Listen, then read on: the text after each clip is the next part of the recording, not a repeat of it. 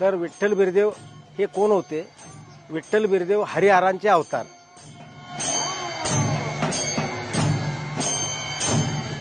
विठ्ठल बिरदेवाच्या नावानं चांग भलं असा गजर या पट्टणकोडोली नगरीमध्ये घुमतो. ढोलवादन, मानाच्या धरणाऱ्या छत्र्या, भाविकांची भंडाऱ्याची उधळण यामध्ये हा पट्टणकोडोली परिसर न्हावून निघतो.